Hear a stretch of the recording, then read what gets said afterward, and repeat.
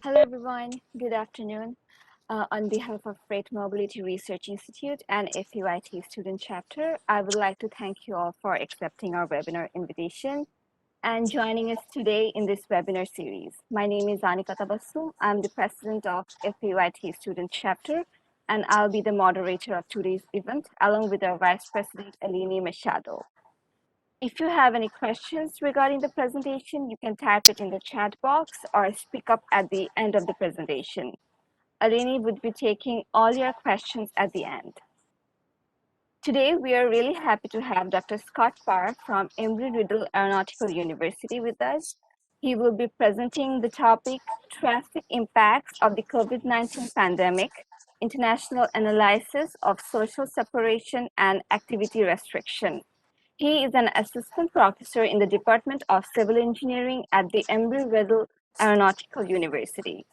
Dr. Parr co-founded and chairs the Joint Subcommittee for Emergency Response within the Transportation Research Board. Dr. Parr has led research collaborations with the United States Department of Transportation, Department of Homeland Security, U.S. Nuclear Regulatory Commission, and the Canadian Nuclear Safety Commission. Thank you for your time, Dr. Parr, and we are excited to hear your presentation. Thank you very much. There's nothing more like nails on a chalkboard than having someone read your bio out loud to you. Thank you everyone for coming. I hope you enjoy our presentation. So we all know that COVID-19 came about and changed the way we travel and interact with each other. So this presentation kind of documents some of the work we've been doing on the traffic-related impacts of the pandemic and try to gain some insights. So let's see if I can get this to work. Okay. So we're going to talk about the genesis. So this is kind of a I was talking about Alka earlier, right? We wanted to do a quick reaction paper early on in the pandemic to see what was happening, because we weren't really sure what the directives were and whether people were going to comply with the directives or anything like that. So we wanted to collect a bunch of data real quick and just get it out there and see what happened. And that paper was pretty well received. So then we did a series of follow-on studies to that as things kind of progressed. So that's how we're going to progress through this presentation, is we're going to talk about the first paper and how that led to subsequent studies. Okay, so the first paper was Traffic Impacts of COVID-19 Statewide Analysis. And what we did is in like mid-March, we weren't really sure whether anyone was going to comply with the directives, right? There were states of emergency declared, there was a national state of emergency declared, and there was still a lot of question of, okay, so the governor or the county commissioner or whatever says, all right, unessential businesses are closed. Were people actually going to listen to that? They said restrict travel, socially distance. These were all new terms at the time, and we had no idea. We didn't know whether people were actually going to pay attention. So we went and we collected traffic data from the permanent count stations across the state of Florida.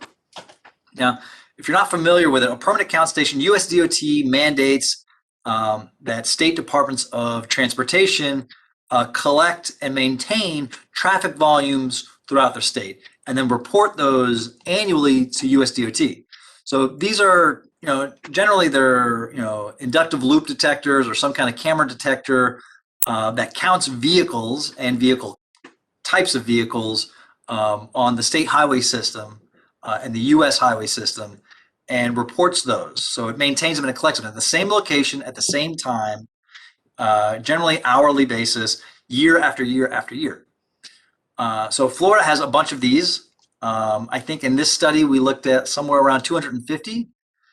So we went and collected those from 2019 and 2020. And we looked at the traffic trends over the course of the pandemic, and we tried to line those up with different directives that were coming from the state. So this figure kind of sums up that study. And what this figure shows is the different directives on the top x-axis. So the state of emergency, when schools were closed, when Disney closed, when bars were closed, and when restaurants were closed. And we literally stopped collecting data on March 22nd. And then we wrote this paper and published the first draft by the first week in April. We got it to the editor, and it was submitted for publication. And it was accepted really quick. But what it shows is that traffic did decrease as these orders were coming out. So people were responding to the directives issued by the states. Now, while this may seem, well, yeah, of course, looking back now, at the time, March 22nd, when we downloaded the data, we really didn't know. We had an idea, but really when we didn't know. So this paper was kind of one of the first papers to kind of document this and show this like, hey, yeah, people are listening. So the black lines show total traffic, urban and rural together, 2019 levels and 2020 levels. Then kind of like that mustard orange color line, that shows urban areas 2019 and 2020 traffic. And then that bottom blue line shows rural areas. And kind of what we saw was that rural areas came late to the party, right? They responded later and in kind of not as much or overwhelming, but eventually by the end by March 22nd, the percentage change between urban and rural were pretty much the same. And the red line is the cumulative cases of COVID-19 in the state of Florida up to that time. So, like I said, this was a quick turnaround. This paper was actually published in ASCE Natural Hazards Review, and it came online in June 1st. Since then, it has been downloaded and assumably read over 5,700 times.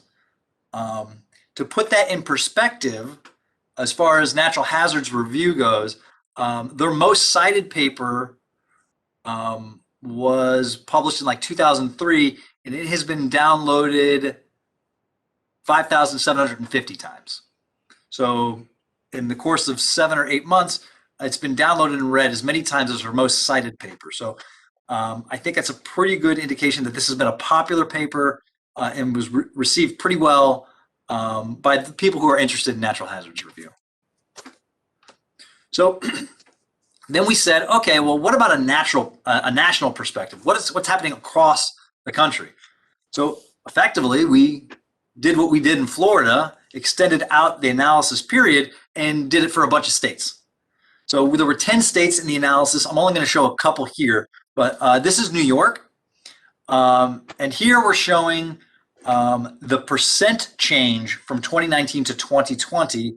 And those little orange and green asterisks will show you when that change was statistically significant.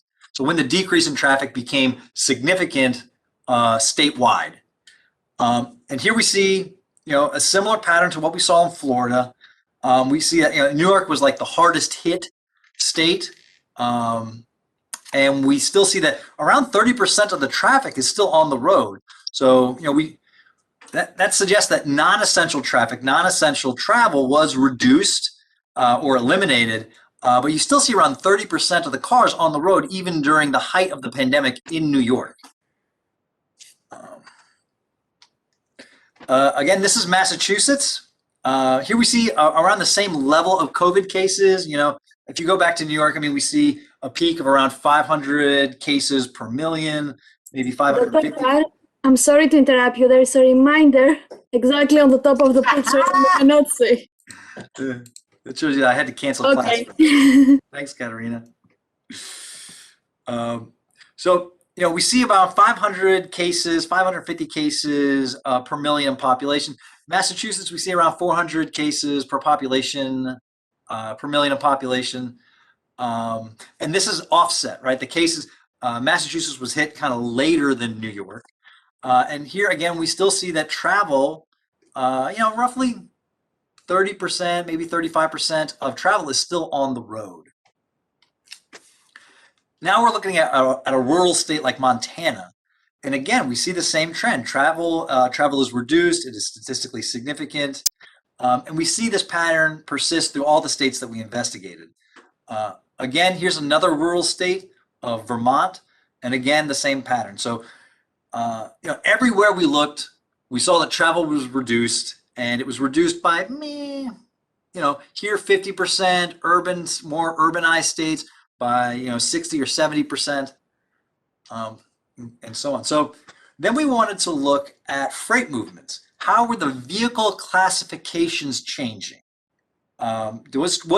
Were large trucks impacted the same as small truck or as passenger cars, etc.? Now, passenger cars, people and their vehicles that drive to and from work, they make up the vast majority of cars on the road. And as such, we see that that's represented in the statewide analysis that we saw, where the majority of traffic is down. As you get to the larger vehicles, we tend to see fewer and fewer of them on the road. That means they make up a less of a proportion of the overall traffic. However, during the pandemic, larger vehicles were not impacted as much. Well, they were still impacted.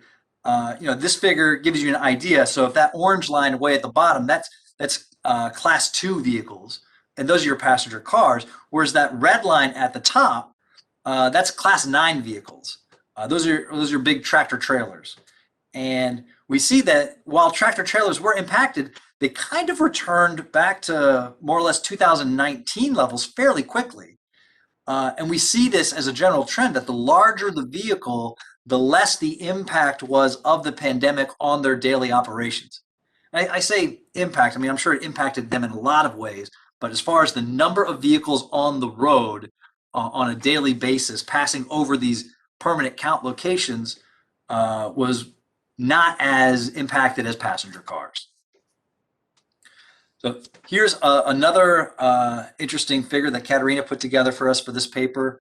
So this shows when the difference in travel, the difference in the number of cars passing over these detectors was significant. That is statistically different. 2019 traffic and 2020 traffic was significantly different on these days that are all highlighted at the bottom. So if you look at class 2, pretty much all of the days in the analysis period from March 1st until the end of August, traffic was significantly down in both urban and rural areas for class 2 vehicles throughout. However, we look at class 3 vehicles, class 4, class 3, class 5, class 8, and class 9. We see that that's not necessarily the case. We go all the way up to class 9 and we see that there are only a few days. You see these little bleeps, those little dots. That suggests that on these days only was traffic significantly different than the 2019 levels. So that says that again reinforces the idea that these larger vehicles are kind of operating more or less, I don't want to say business as usual, but the number of vehicles on the road per day is very similar to what it was in 2019. We can also see a larger difference in the urban and rural regions of the state when looking at like category 9 and category 8 and category 5. In category 9, the urban area was more or less, had fewer days of impact, you could say, than the rural areas. That suggests that maybe, urban areas need to be, constantly need to be fed with freight for food and everything else that needs to come into a city. So these essential vehicles were kind of operating throughout the pandemic, similar to what they were in 2019. Now let's talk about an international perspective. So we went and collected the same data from Sweden. And the Swedes had a very different response to the pandemic. While they still had guidance and directives, they weren't mandates, they weren't enforced. And generally, Sweden was kind of considered to be more lax in their restrictions in the pandemic, right? And we kind of see that reflected in their travel data. Now, here you can see that travel is impacted. However, it's more variable. right? If we go back all the way up to New York, oh, where was New York, right? Travel is down, and it's down significantly. Massachusetts down, and it stays below that level for much of the analysis period, if not the entire analysis period. Then we come to Sweden, and we see variable traffic. There are some periods where traffic's higher in 2020 than it was in 2019. And it's constantly bouncing back up and down, up and down. And what we also see is during this analysis period from March 1st to the end of May, we see that COVID cases never really abate. They reach a level, they kind of stay there, and then they start to tick up higher and higher. Now, is that related to travel? No, we can't say that, correlation is causation. We're not there, but it is interesting that this is the only place that we looked that travel was more variable, and at the same time, COVID-19 cases never really decreased very much. So that was an analysis we did for Sweden, and it kind of represents the difference between the two policies. Now, this is Xinjiang, China. Xinjiang, China is a coastal province in China. We have about 425 detectors that we were able to grab from there, working with our partners in China. And here's what they found. Here we see that traffic drops to almost zero. Everywhere else we looked, traffic never dropped to almost zero. In the United States and Sweden, in all 10 states, it dropped significantly. It dropped by 70% in some cases, 75% in some cases, but never got to close zero. That suggests to me that this is not an elimination of non-essential travel. This is an elimination of all travel. So trips to the grocery store, trips for food or medical reasons or supplies, those are all wiped out. You're not going anywhere. Also, we didn't see anywhere that COVID cases dropped to zero. And here, starting in April, they stopped reporting COVID cases based off of the publicly available information. So as April 1st came, no more COVID cases in Xinjiang province, China. Here we see a strong peak. So the peak in COVID cases is earlier than we saw. But if you also look, they're reporting 1.2, 1.3, 1.4 cases per million, whereas in New York and Massachusetts, we were seeing 400 cases per million, 500 cases per million. Now, Xinjiang has a lot more people than the state of New York and the state of Massachusetts. So that's one indication.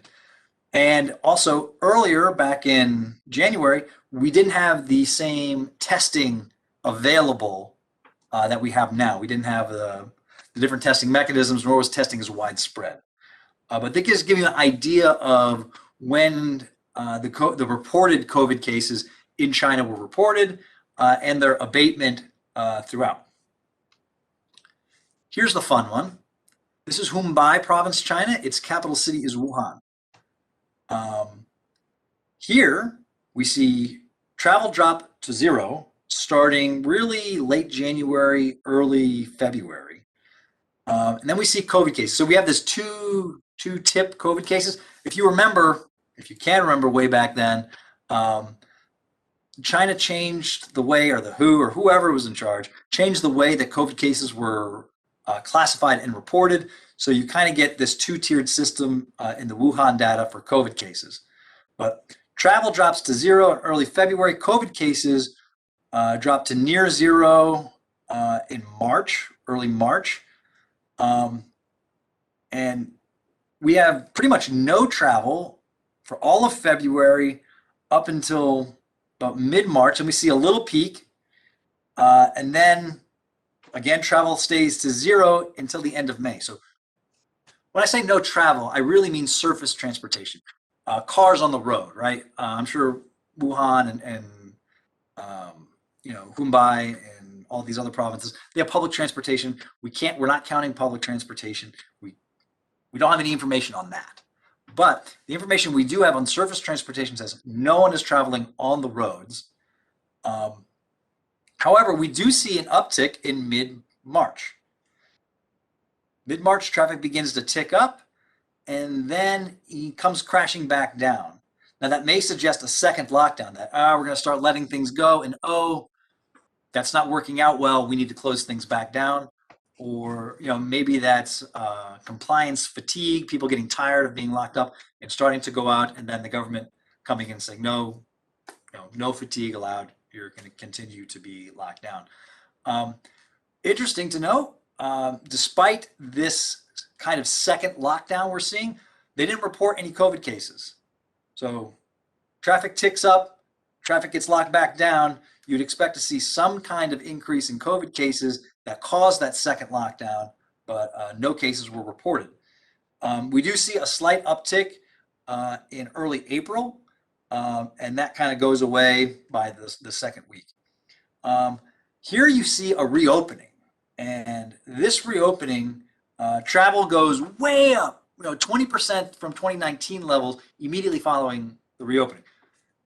All right, that may suggest as soon as they were allowed to get out and do stuff, they got out and did stuff, whether that was leave town or whatever. But then travel kind of picks back up, and you can see a large number of days that were not statistically significant, that were not different from 2019. So that's our data. That's what I had. Those are the numbers that we collected. Effectively, it was the same paper a couple different ways. You're just saying, we were just trying to say that, look, here's what was going on in the early stages, and here's what people were doing, and then here's what was going on across the country and what people were doing, and here's what's going on in other countries. And traffic represents the same data being collected over and over and over again over a period of time. So you really get a good idea of patterns and trends. And these unique events, things like the pandemic, things like hurricanes, things like hurricane evacuations, you get, because the data is collected so early, so often in the same way and is publicly available, you can really identify these change in patterns pretty quickly. So I'd like to open up now to discussions. Your thoughts, your opinions. I'm interested. We presented this data and what we did, and now we can, talk about it and what we think. I mean, transportation is a great measure of activity, right? If activity-based transportation planning is the idea that we travel to accomplish a goal. What this data suggests is that those goals, those things that we wanted to accomplish, well, we weren't going to accomplish them anymore. So therefore, travel is a representation of our economy and how we interact with each other. And social separation, we kind of tried to associate that with traffic movements. Well, first of all, I'd like to thank you, Dr. Parr, for this great presentation. It is very timely.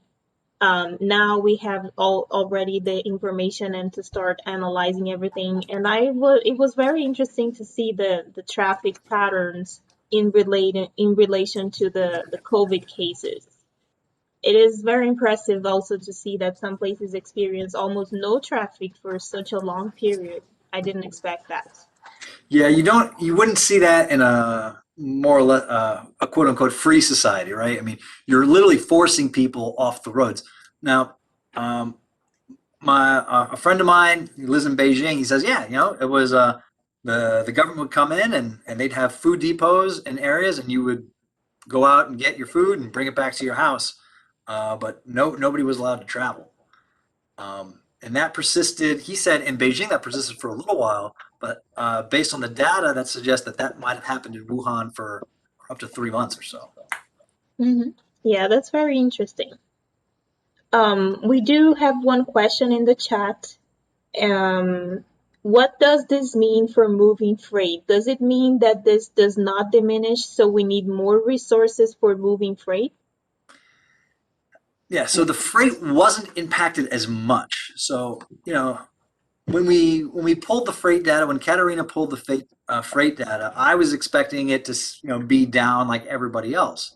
And to some extent it was down, but it wasn't down as much. I was kind of shocked to see that, freight travel, larger vehicles were more or less still moving at kind of, sort of, possibly the same 2019 levels. and that was interesting. What it does suggest is that while people are maybe not going to work or telecommuting or whatever, the truck drivers and the freight providers still need things like rest stops and gas stations and places and parking.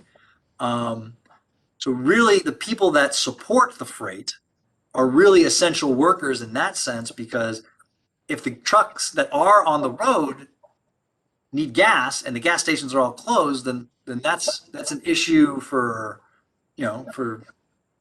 everything, because we get our cities require those just-in-time shipments every day. So our next question is, what was your main source of data for cities in the U.S.? Okay, so for the state of Florida, we requested data from FDOT. So Joey Gordon over at FDOT was happy to help us. For New York, they have a public site where you can go download data whenever you like. You have to find it. It was kind of hard for me to find it. It took me a little while, but you have to find it. The other states, there is, I just want to say MS2. There's like a public, I'll have to look for it. I can't look for it now and still do this presentation. But there's like a public site. I think it's MS2, maybe? I'll double check that right now. In real time, we're double checking things in real time. That's what you can do with a virtual meeting.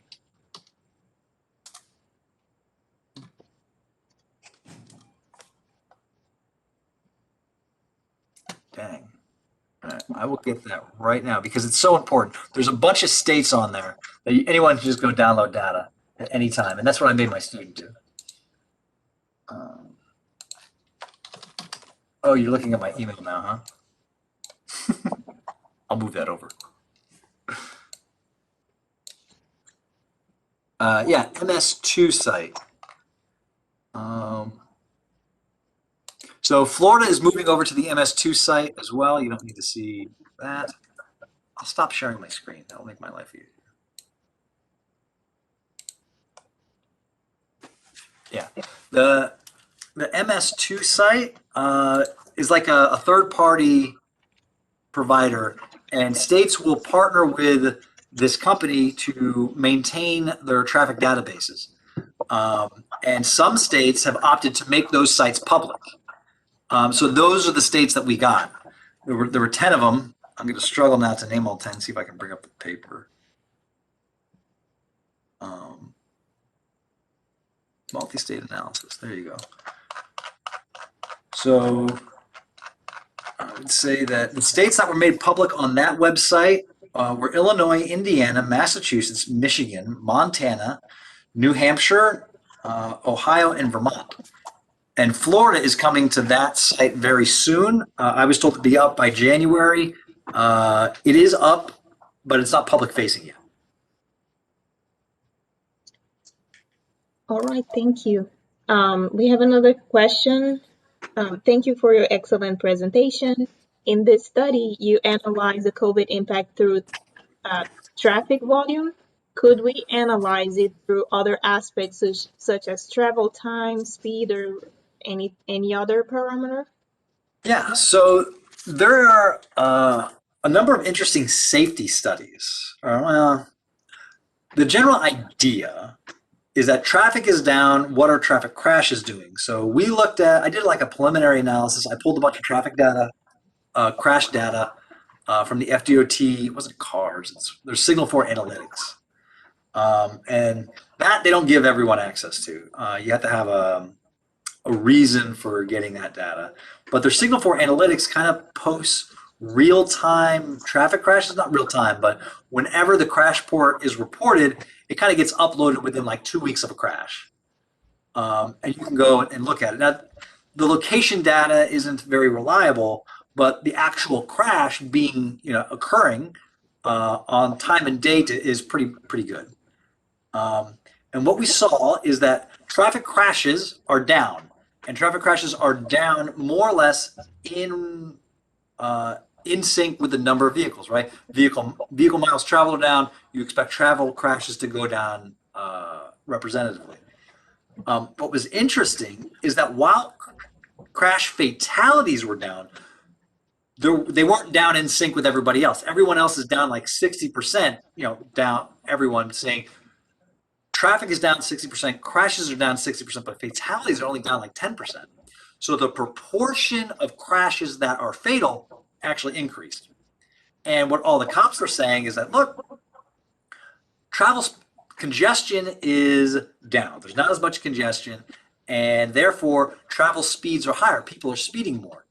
Compound that by the fact that officers in early March and April were still trying to figure out how to do traffic enforcement, how to conduct a traffic stop in PPE. You're going into, you're in someone's business, you've pulled them over, you're in close contact. How do you socially distance while safely conducting a traffic stop, both safe from the driver, if the driver's a nefarious character or whatever, or safe from traffic itself passing by. You can't be standing out in the lane while you're socially distanced from the person you're pulling over for speeding.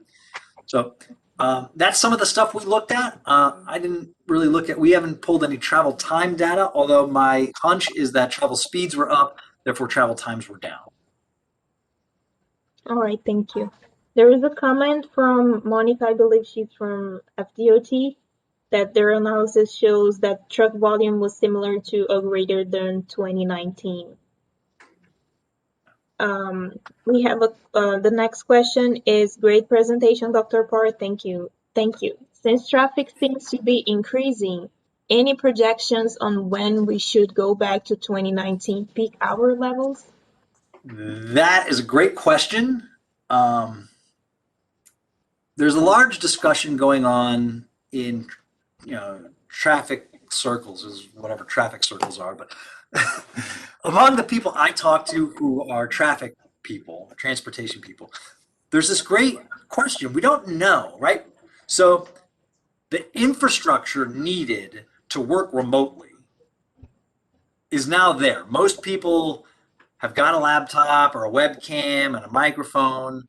Zoom is a thing, and GoToMeeting and WebEx. Those are all things that people are doing now.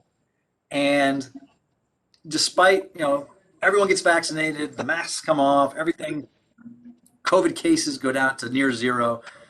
People are shaking hands again and hanging out.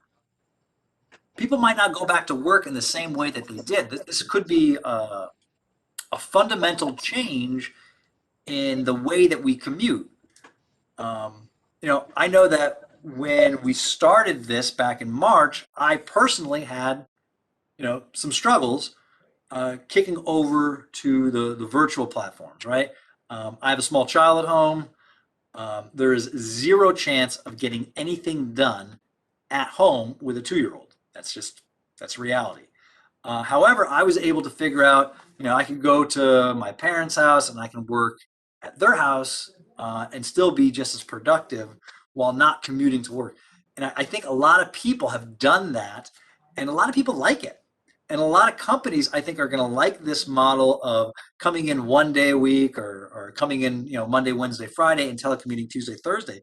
I think firms are going to like that, and I think that could be a sentinel change in the way that we commute.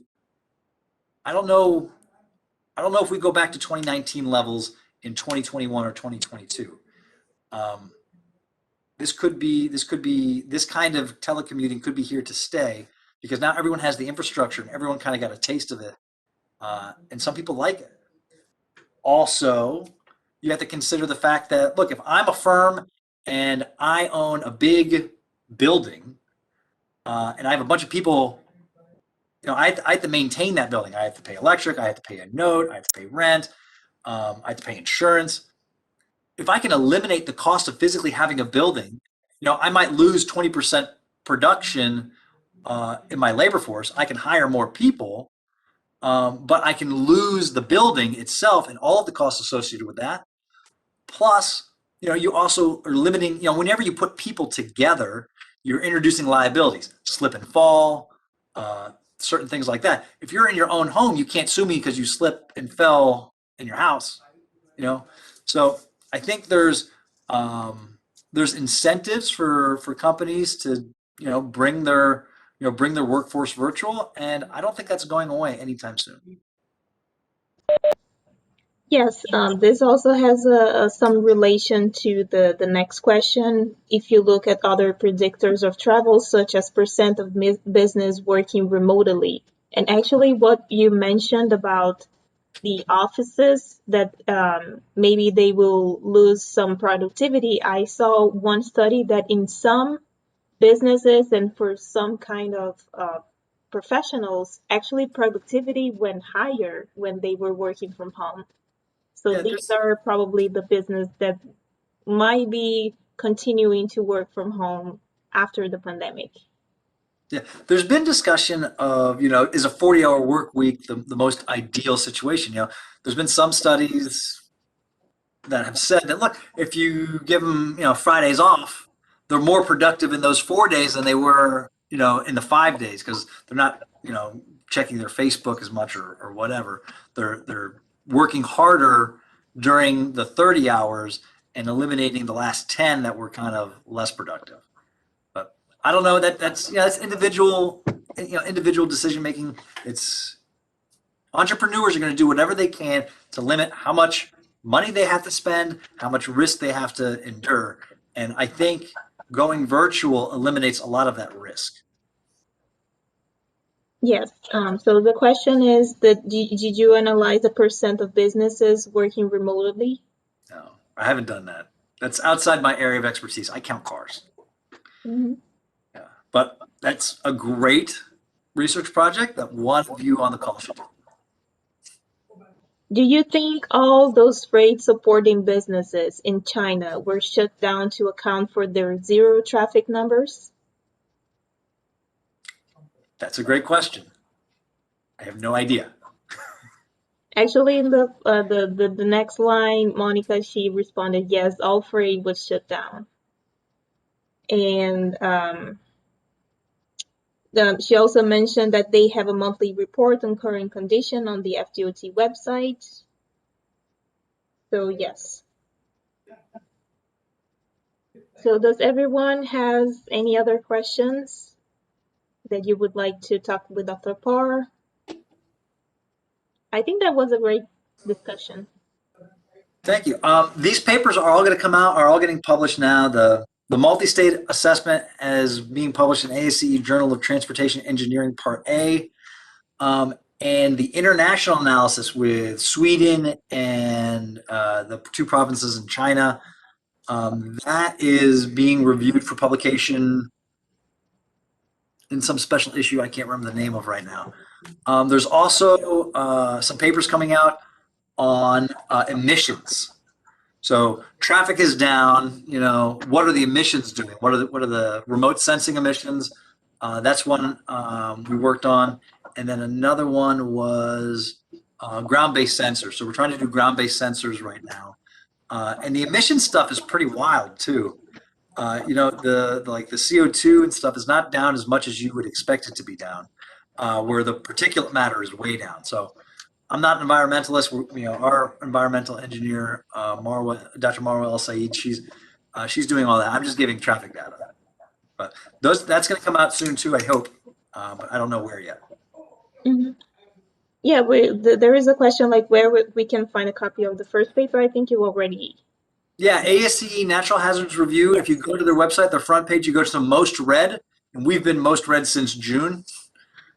So download it a couple times. Get me over. I need like 5,765 to be the most downloaded. I think I'm like 10 away.